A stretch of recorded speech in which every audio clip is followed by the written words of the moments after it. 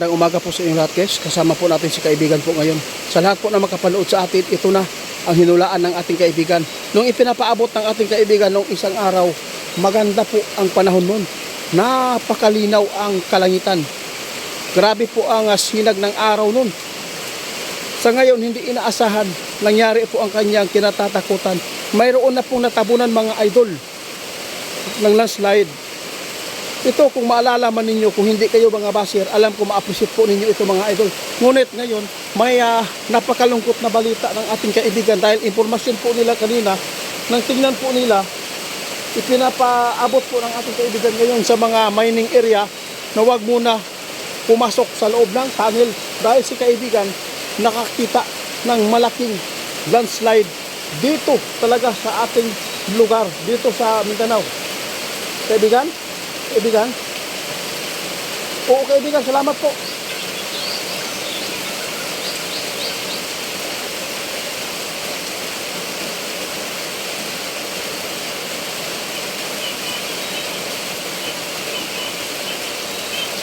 Salamat, sige. Guys, sabi ng ating kaibigan, ito kailangan natin maipaabot. Guys, nasa tabi po natin si kaibigan. Malakas po ang kanyang busis dahil sa ulan.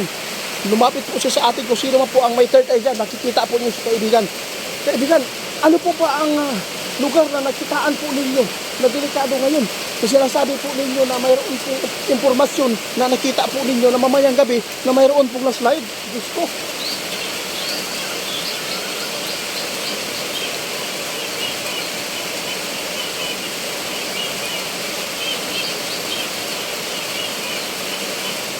Salamat kaibigan. Malaking tulong po ang ginagawa po niyo kaibigan. Dahil po, mayroon po tayong natulungan. Noong ipinapaabot po niyo kahapon na magbikas ang mga tao na bagin po ang kanilang bahay, yun, nang umalis po sila. Kinaumagahan, nangyari po ang landslide.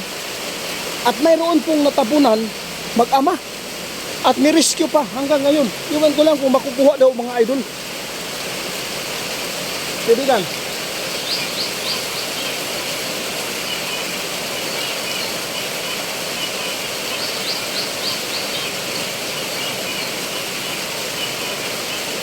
o nga, grabe ang ulan ngayon mga idol.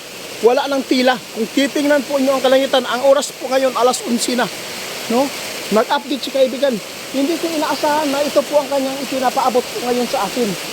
Hindi ko inaasahan na mayroon silang impormasyon na nakikita doon sa kanilang kaharian na mayroon po daw landslide mamaya. Kaya nagbabala si kaibigan kung sino man po ang nasa mining area ngayon na sobrang taas po ang lugar po ninyo. Please lang, umuwi muna kayo. Sabi ng ating kaibigan, ako mismo mga idol, no? Nangingilabot din po ako. Dahil kahit nasa safety tayong lugar, pero ayaw po natin na mapapahamak yung mga tao na lumalaban, no? Naghalap buhay ng patas. Di ba kaibigan?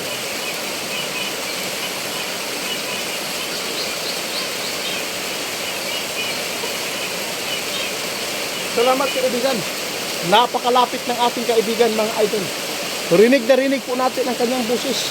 Kaya sa lahat po ng mga mayroon pong mga asawa dyan na nagtrabaho doon sa mining area, Duwalwal, Masara, Mukayo, Diat, Pantukan, Buringot, kutob sa mga area, mga idol, Agusan, ayaw sa mo sulod kay delikado kaayo ang giingon ni kaibigan na adaw mulang slide nga yuta na po unyang gabi muna ay inyong bantayan.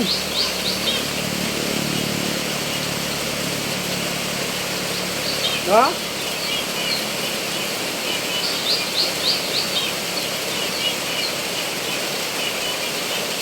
So, guys, ito lang po ang hinatid ni kaibigan guys. Umalis na po siya. Sa lahat ng makapanood sa amin, kayo na bahala maghusga kung maniniwala kayo. Hindi ito ipinapaabot ng ating kaibigan noong isang linggo. Hindi ito ang sitwasyon ngayon. Hindi ganito ang sitwasyon. Ipinapaabot po ng ating kaibigan na mayroon pong landslide at mayroong buhay na mawala, nangyari na. Ngayon naman, impormasyon ng ating kaibigan, kaya mamakaawa si kaibigan, nagmamakaawa na lumikas po talaga at huwag muna daw pumasok doon sa mga tunnel dahil si kaibigan nakakita ng hindi maganda. Sana hindi ito mangyayari mamayang gabi daw mga idol. Kaya sa lahat po na makapanood, Pakishare po ito mga idol. Dahil nakakatakot po itong mga ipinapaabot ng ating kaibigan. Impormasyon po nila ito kaibigan. Napakaganda talaga yung panahon na yun. Kung mapapanood po ninyo ang ating video, sobrang napakalinaw po ang panahon natin nun. Hindi ko inaasahan na bigla na lang kung umuulan. Malapit na summer na eh. No? Going to summer na tayo, pero bakit ganito ang nangyayari sa Mindanao? Grabe ang mga baha, mga idol. Sobrang laki na ang tubig ngayon dahil sa sobrang lakas ng ulan. Doon sa Agusan, mayroon na pong na-slide. Doon sa Compostela, mayroon na. Dito sa Diwalwal, mayroon na naman pong na-slide. Pero hindi pa natin alam kung mayroon bang mga casualty sa buhay na napapahamak dito. Kaya guys, nasa inyo na lang po kung maniniwala kayo sa ating mga kaibigan. Pati ako, kinakabahan po ako dito sa impormasyon na to dahil si kaibigan mismo nagpaabot sa atin noong isang linggo talaga mga idol. Kung maalala lang ninyo na mayroon pong sakuna na darating po dito sa ating kaya hindi pa natin alam mga idol ang lindol, hindi pa nangyari yung malakas-lakas na lindol na kita ng ating kaibigan. Sana hindi ito mangyayari.